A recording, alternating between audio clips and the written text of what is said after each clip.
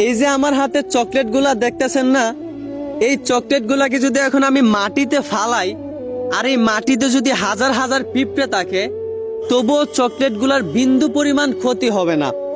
কারণ এই চকলেটগুলাতে এই প্যাকেট নামক একটা পর্দা থাকার কারণে চকলেটের স্বাদ এবং ঘ্রাণ কিছুই পিঁপড়েরা বুঝতে পারে না, যেই কারণে চকলেটটার কোনো ক্ষতি করতে পারে না।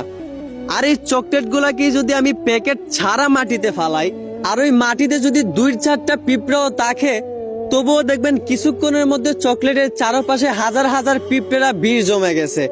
কিছুক্ষণের মধ্যেই চকলেটটা নষ্ট হয়ে যাবে। তার কারণ চকলেটের মধ্যে প্যাকেট নামক পর্দা না থাকার কারণে ওই চকলেটের ঘ্রাণ এবং স্বাদ সহজেই পিঁপড়েরা বুঝতে পারে, যেই কারণে পিঁপড়েরা চকলেটের উপর ঝাঁপিয়ে পড়ে।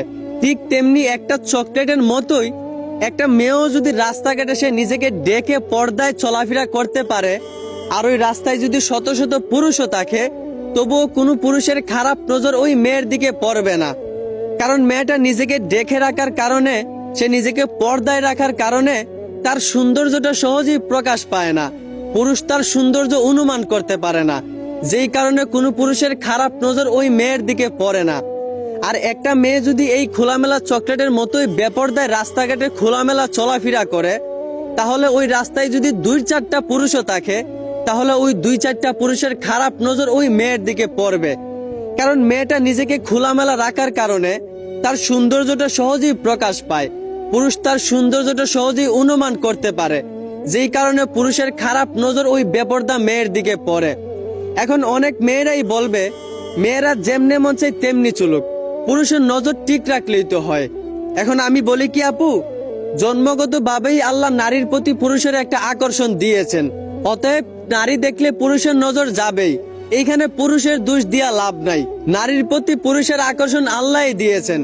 এই জন্যই তো আল্লাহ নারীদেরকে পর্দায় থাকতে বলছেন। আল্লাহ তো বলছেন মেয়েরা তোমরা পর্দায় থাকো। এখন আপনারা যদি পর্দায় না থেকে রাস্তাঘাটে বেপর্দায় চলাফেরা করেন, আবার বলেন পুরুষের নজর ঠিক করতে, তো এইটা তো কোনো শিক্ষিত মেয়ের কথাবার্তা হতে পারে না।